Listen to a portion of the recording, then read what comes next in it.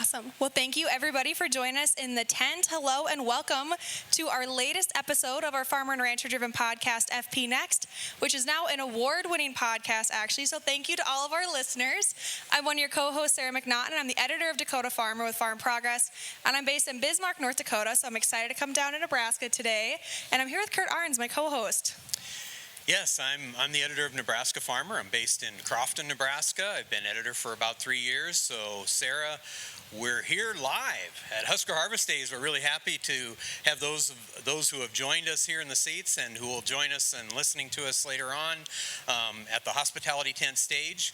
We're happy to have those who will listen beyond tonight and today and at FP Next and Beyond the Crops podcast. As we do this collaboration, it's kind of a special thing with a couple of popular podcasters here at HHD. We love Husker Harvest Days here in central Nebraska, west of Grand Island, and it's been a little warm on the showgrounds today. I think the clouds helped us out a little bit earlier this morning, but the crowds have been great demos, lots of good information too. So Sarah, maybe you could introduce our collaborators today on this episode.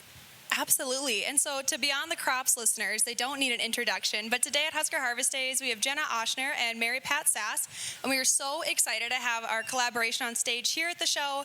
Of course, your own listeners know all about you guys, but for FP Next listeners and those in the tent, starting with Jena, can you give us a little bit of a biography of you, your family, your farms, and a little bit about how you got your start in podcasting? Absolutely. Thank you so much for having us. My name is Jena Ochsner, and I married into my husband's fifth generation family farm. 3 of the generations are actually seated in the front here.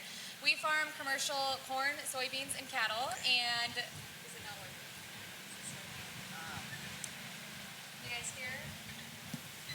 Right? There it is. Is yours working? Maybe it goes closer. Hello? It's the joys of live podcasting, right? It's always like, is the mic on, right? Sorry.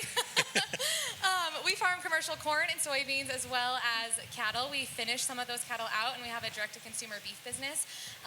We have 3 little boys that make up the 6th generation that we're praying can take over the operation someday. And I started sharing online to market our beef business, and then that's where I met Mary Pat, and kind of through our relationship online turned into a podcast.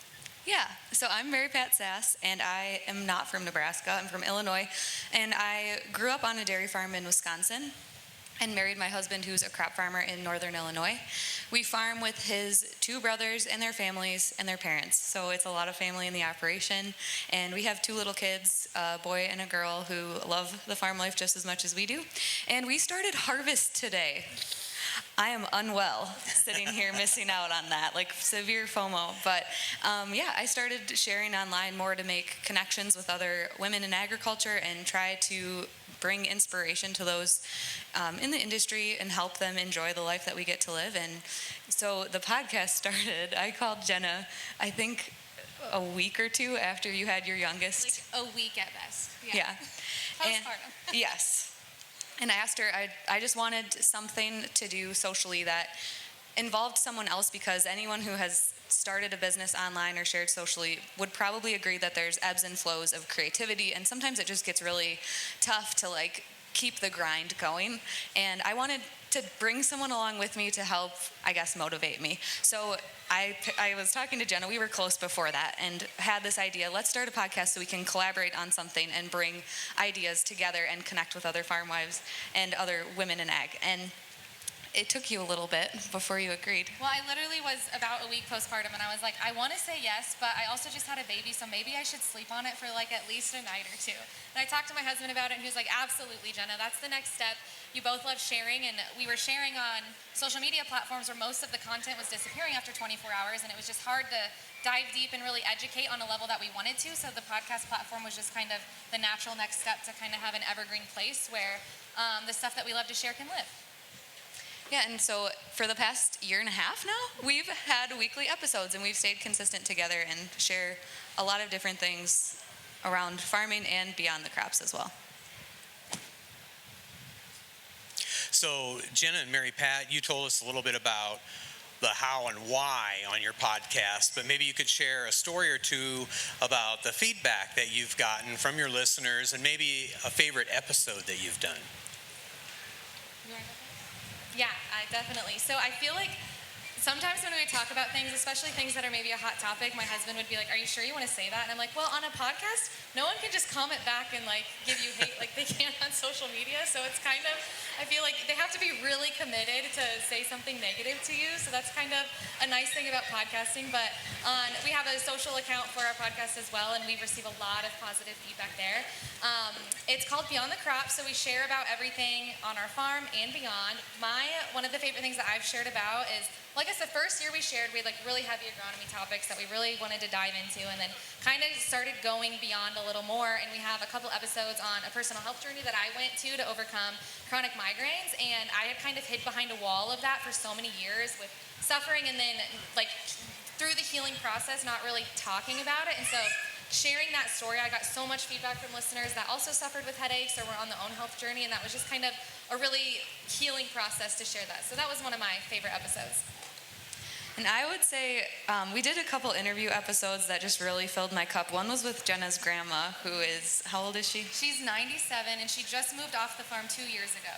She's at 95. Yeah, so her story was just one that I love, that we got to hear from her, and that is something that Jena's family can treasure forever. And I also did an interview with my dad. That was one that you weren't on, and I'm kind of bummed because that would have been a lot of fun. But we had a lot of fun talking, and just I learned stuff about my own farm that I didn't know because I took the time to sit down with him and talk. And I would say probably the topic that I'm most passionate about in the moment right now is the farm safety topics that we've been talking about. It is Farm Safety Week next week, if you didn't know that. And we are the most dangerous occupation in America, is that right? I could be lying. I don't know. We're up there for sure. Yeah. So we've been interviewing families, and we did an interview last year that went over really well with our audience that just helped bring awareness to different dangers and how a mom was able to, make her kids aware, and that's something that Jena and I care deeply about.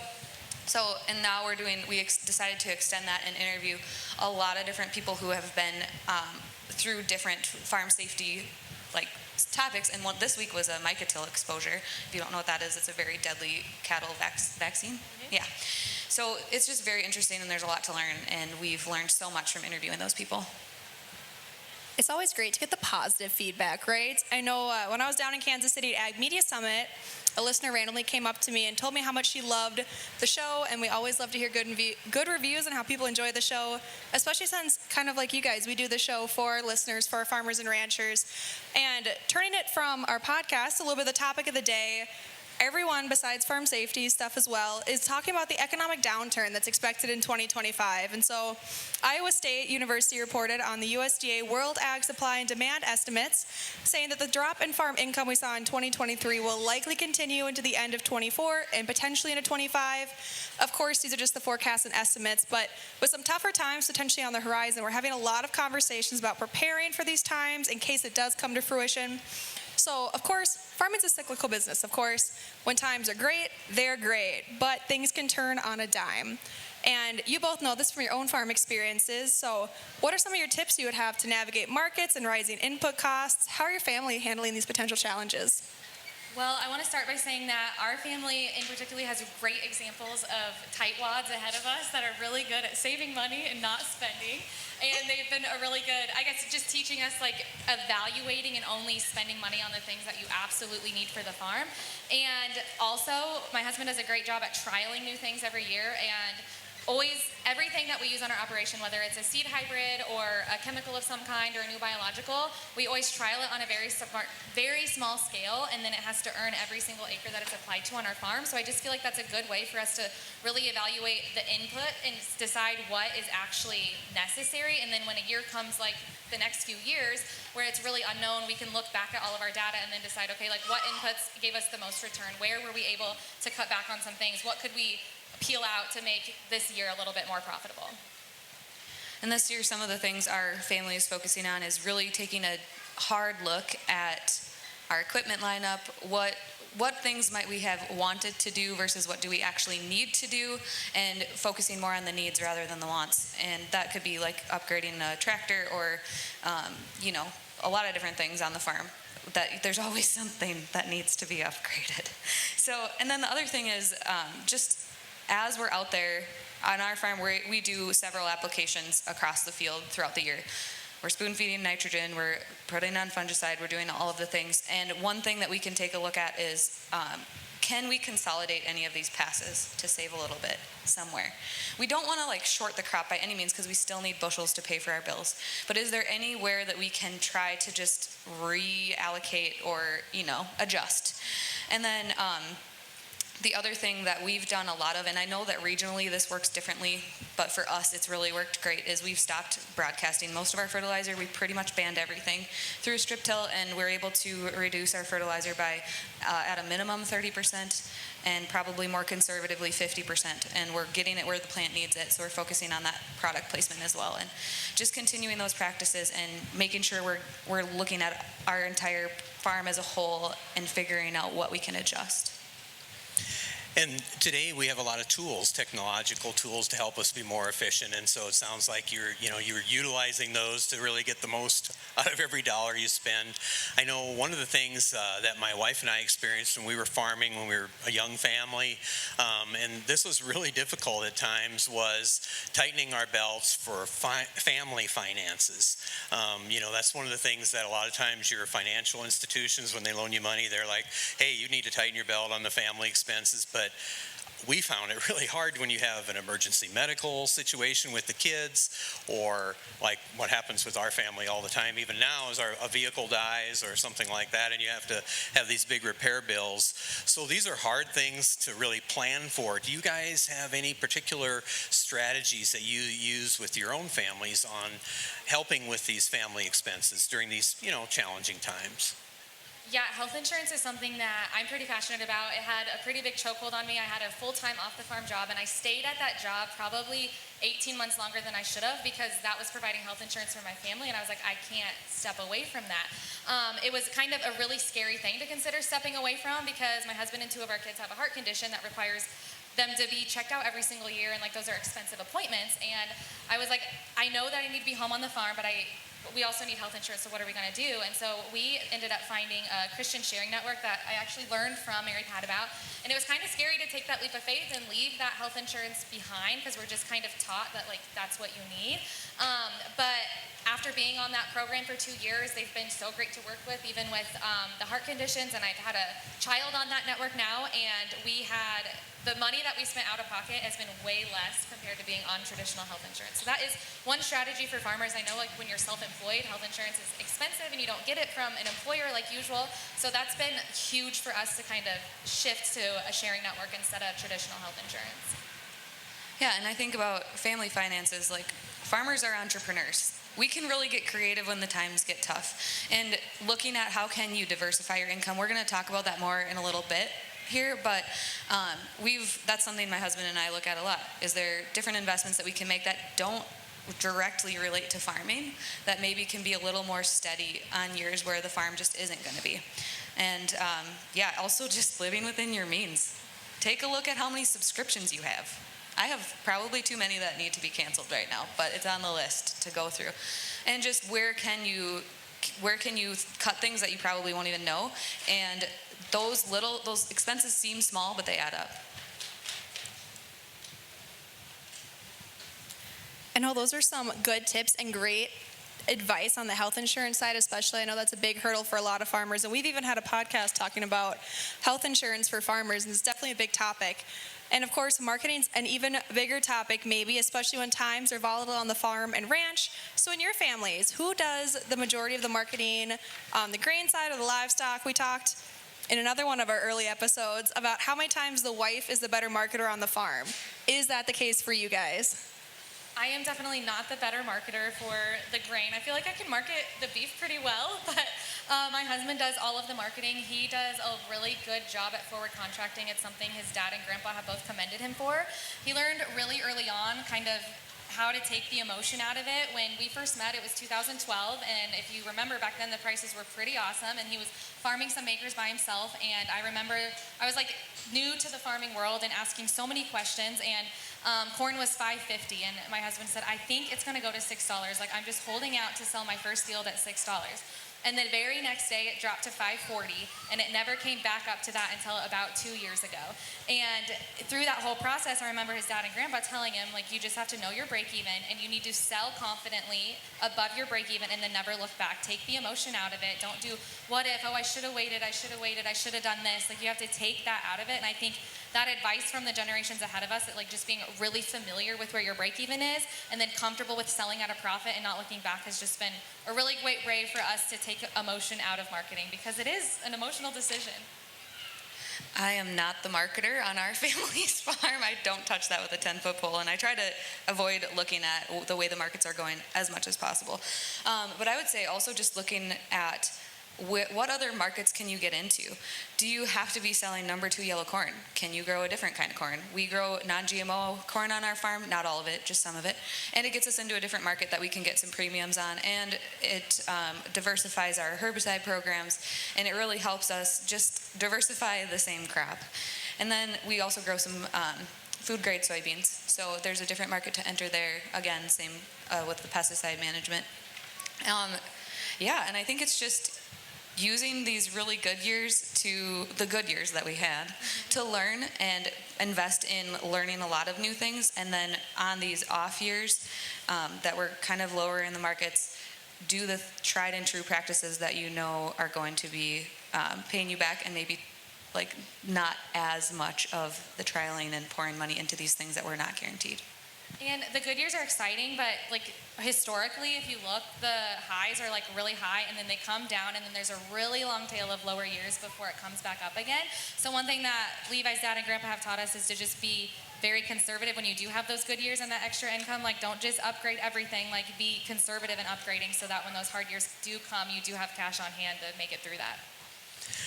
I know I was talking to a farmer recently, and he said the bad years are the best thing that can happen for your operation. And the reason was because it forces you to look at, new income streams, but also, how to tighten your belt and how to be the most effective and efficient with what you have. And like you say, live within your means. I think that's really wonderful advice. But farmers are talking more and more about adding new income streams, diversifying their income strategies, and finding maybe some passive income to help pay the bills. So do you have I know you have experiences along these lines, so why don't you share some of that with our listeners? Again, this is another situation where I feel like we had great examples that came before us. Our family kind of first diversified in the 80s when the farm crisis was going on, and farms were kind of dropping left and right. The family started a crop insurance business to start building income away from the farm. So that was a good example for my husband and I to watch. We never wanted to be in this situation where we had to diversify, because we can't keep the farm afloat if we don't. So we kind of did it at our own pace and started before we had to. I was working full-time as a labor and delivery nurse. We had one kid, and we had a really great routine. I had worked 3 nights a week. I had a couple off, and I was just like bored, if you will. It's kind of laughable to think back and how chaotic our life is now that I was bored.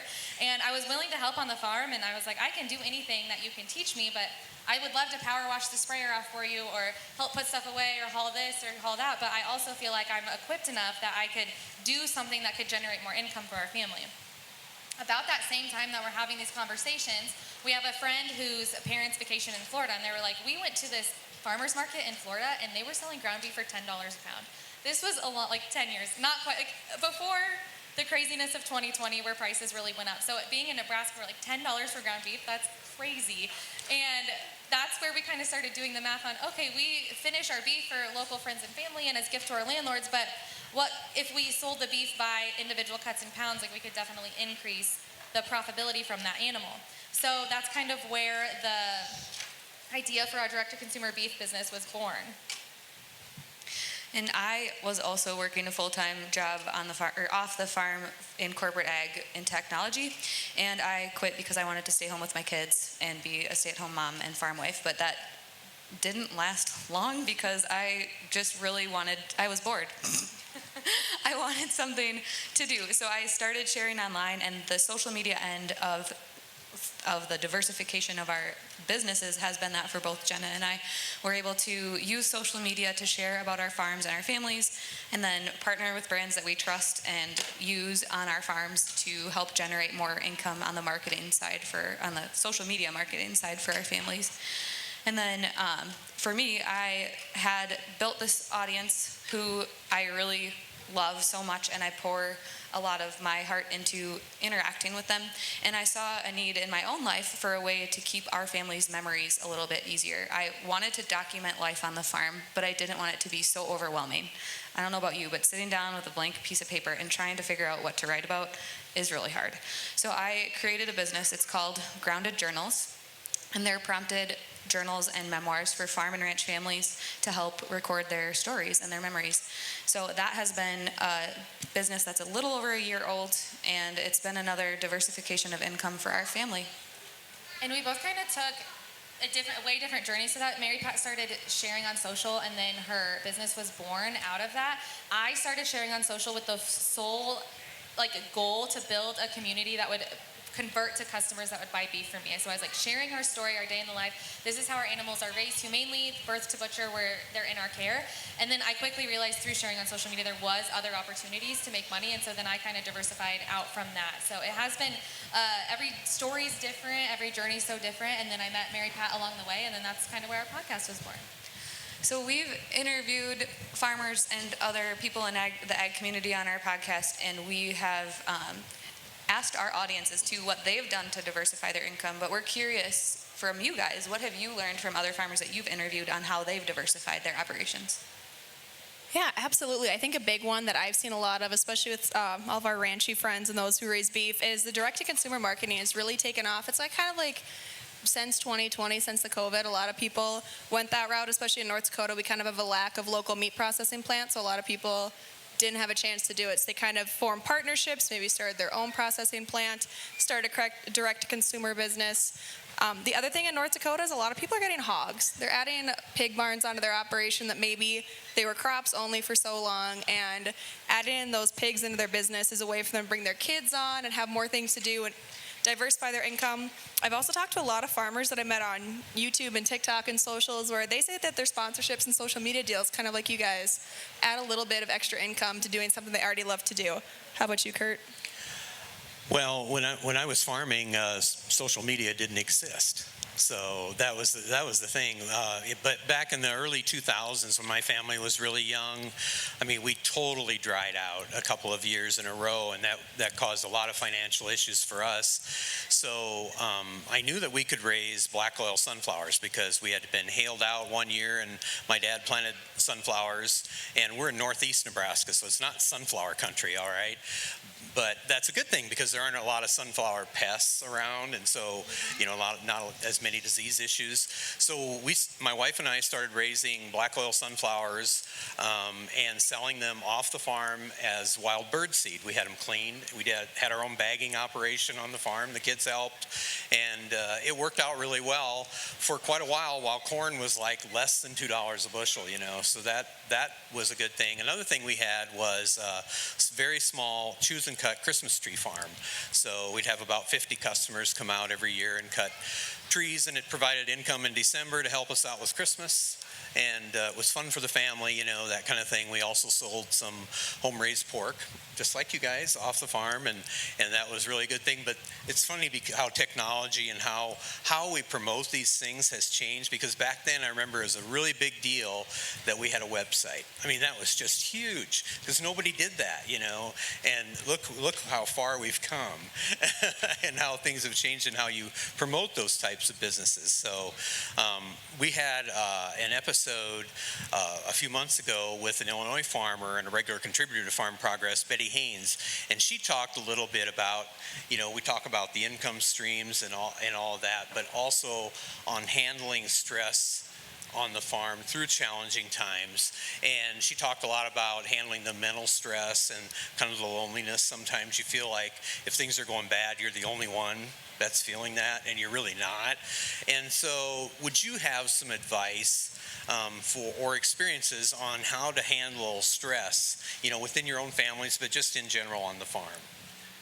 One thing our family has always done ever since they came over on the boat in 1885 is that they don't farm on Sundays. So no matter how far behind we might be in planting or harvest, we take Sundays off as a family to go to church and rest, relax, just have quality time as a family. And I think especially during the busy time of the years, that's a huge sanity saver for the whole family to just get a break to kind of rest and relax and recharge and then jump back into the harvest or whatever season it would be. Also, practicing daily gratitude has been huge for me in the last year. If you practice that and build mental and spiritual resilience, you just can get through the hard times so much easier. And I think it's really important to focus on what you can control, because as farmers, there's so much outside of our control that can really get you down mentally really quickly. So what can you control? Well, we can control how we take care of ourselves, mentally, physically, spiritually. Focus on that. Be really mindful of that going into these tougher times. I know stress management is so important for everybody, but especially for farmers and ranchers, kind of like you're saying, the most dangerous, one of the most stressful industries. It's just so important. I love that advice. And switching over to some of the farm shows you both have attended this year, you guys saw all the new tech over at Farm Progress Show, and you said you got to walk around Husker Harvest Days a little bit. Has anything stood out to you as something really cool you've seen so far on the grounds, either at Farm Progress Show or here? I had my first Farm Progress Show experience a couple weeks ago, and it was a wonderful show. I learned so much, and it was just so progressive. That was very exciting. However, I love at Husker Harvest Days being a Nebraska girly, where irrigation is huge for our farm. The irrigation presence here is just so much more prominent, and it's just exciting to see the irrigation companies working hard to make our life more easier, create technology like FieldNet that gives our just better control of our pivots and gives us time back with our families. Also, I saw, Levi, you better listen here. There's a grasshopper combine that has NFTs on it. Lawnmower. Lawnmower. Oh my goodness, that's embarrassing. A grasshopper lawnmower that has no NFTs, no flat tires on it, and then it also has a sunshade and a fan. And I was like, they made this for every farm wife that has to mow their lawn. Nobody likes to deal with flat tires, right? And it's an issue on our farm. The lawnmower having flat tires is a problem. Sounds like you guys got a booth to visit after this. It seems like we always are able to circle around to the fun side of farming, even with these heavy topics. And of course, we haven't asked about you this yet, and we ask about it on every podcast. In your own communities, we have to talk about food. Where would you recommend the best burger be? Kurt and I are making I think we talked about making a very full list nationwide of the best burger tour, and we're going to hit that one of these days. We're going to go on a burger tour. So what's your guys' best burger? Well, you just need to head east about 45 minutes and drop south down to Sutton, Nebraska, where the Flat River Grill is. It's our local restaurant in town, and they actually buy ground beef from us, so it's all single animal, homegrown, dry-aged beef, and all of their burgers are made with Double O Farms beef. I cook a lot at home, and if I'm going out, I'm probably not ordering a burger, because after we get a babysitter and get time away, I'm going to be ordering a filet. But I will say a local restaurant for us is called Flatlanders, which makes sense because Illinois Flatlanders. And they serve good burgers. I like their other sandwiches there. And when they're delivered to the field, they taste even better. Yeah, as an editorial team, we went out to eat a little bit earlier in the show. Last night, went out to Texas T-Bone, where we usually eat on Monday night as an editorial team. And it's great food. You build your own salad, and what's not to like about that? That's kind of my favorite. And we had a steak last night. It was excellent. Kurt and I always order the same thing. It seems like we both always get a sirloin, but I order mine rare, and you orders yours what? Medium well? Medium well, usually, yeah. So this happened last year. It was an issue where I was like, God, they overcooked my steak. And you're like, my steak is so bloody. And I'm like, we just got to switch plates. And that's actually exactly what we ordered last night. We went to Texas T-Bone too. And last year here in Grand Island was the first time I went to this place. But Kincaid Brewing Company downtown was fantastic. Love a good selection of craft beer, especially if I can get a hazy IPA, which pairs with just about anything. And Kurt, it just sounds like we like all kinds of beef. Whether it's burgers or steaks, it's a good thing that our home states are full of great ranchers to produce all that beef. Otherwise, we could talk about food forever and everything, but otherwise, did you guys have any comments you wanted to share about, the farm economy? Maybe we didn't ask you questions. Maybe Kurt and I don't come up with all the answers or all the questions like you guys are experiencing in your everyday lives. Like, what's next in the farm economy for you guys as farm? Are you buckling down, kind of following the advice you've been talking about? Yeah, I think we are. And I think one thing that helps get us through too is asking yourself, like, what is the absolute worst thing that could happen here? For us, it would be to not be able to farm anymore. That would suck. But we still have our health, we still have our family, we have 2 beautiful children. Like, we have so many blessings, and if the worst thing is that we have to go get a job somewhere, we're gonna be okay. And I think like having that perspective and that outlook and trying to just, we're gonna be okay as a family, and that's all we really need. And positivity breeds positivity, and there's research that shows that like having a negative outlook on things will negatively impact your future. So I just think working really hard to stay positive and thankful. Mary Pat and I went on I don't know why we did this, but we went for a 3-mile run this morning before we were coming to a farm show to walk around. I'm like, this is so dumb. But we were just like breathing in the fresh air, and we were like, we get to enjoy God's creation every single day. Like, what a gift this is. So I just think really looking around outside and just being so thankful that we get a farm and raise our families in rural America, and just keeping a positive outlook will have a huge impact on our future. Absolutely. And tying back in our last little comments about the farm finance, we recently discussed this in our Midwestern column, which is titled Next Gen Agribiz, where the author discusses the importance of staying adaptable during times of potential economic downturn. Do your research, know your numbers, think strategically, invest time and energy into planning ahead to prepare your farm for a potential downturn. And that article and the rest of our podcast links and the Beyond the Crops podcast episodes are all going to be linked in the episode description. And I might add in here, as the old guy up here on the stage and someone who lived through the farm crisis of the 80s, that, we remember that ag is very cyclical. And, like right now, if you're a beef producer, you're pretty happy, generally speaking, especially cow-calf, you're pretty happy. Your input costs are plenty high, but you have concerns, but you're happy. The crop guys are disappointed because commodity prices maybe aren't so good, but the crop is going to be pretty good, as a general speaking all across the country. So I guess we, like you say, be thankful for our blessings and the good things, realize that it's always going to get better, and be smart about how we adapt different strategies to kind of take care of things. That's about it for this bonus episode of FP Next with a special collaboration with the folks from Beyond the Crops, Jena and Mary Pat, and we really want to thank you for joining us up here on stage today. It's been a great conversation, so we really appreciate it. Thank you so much for having us. We truly appreciate the opportunity to kind of share this with both audiences and get our podcast out there to each other. So thank you so much. Echoing what Mary Pat said too, we're just honored that you invited us to join you today. Farm people are our people, so it's just always a joy to pour into other farmers and learn from each other and kind of gather before harvest and really celebrate this wonderful life we get to live. And of course, we want to thank our listeners today, the folks sitting here at Husker Harvest Days, but also those out there listening to our podcast, for joining us from your shop, your truck, in your tractor cab, or on your farm. We thank our Farm Progress digital marketing and sales team members who put in a lot of work with us. And if you want to be sure not to miss any top stories, farm show news, or farm news, sign up for our Farm Progress Text Blast. So say that 5 times fast. Text Blast. It's really hard to say. Which bring the hot ag stories right to your inbox. That's why I always say you can sign up for those text alerts by texting FARM, F-A-R-M, to 20505. And be sure to follow Farm Progress on social media to stay up to date with ag news and more, like everything from Husker Harvest Days and Farm Progress Show.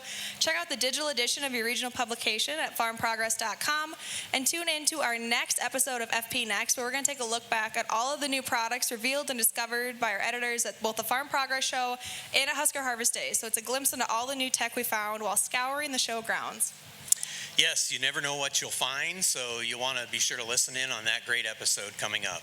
Absolutely. And follow along with FP Next by listening and subscribing on your favorite podcast platform, or YouTube, or, Farm Progress Online too. And be sure to leave us a review if you enjoyed the show. And Sarah says 5 stars or nothing. Absolutely. And remember, if it's agriculture, your friends at Farm Progress have you covered.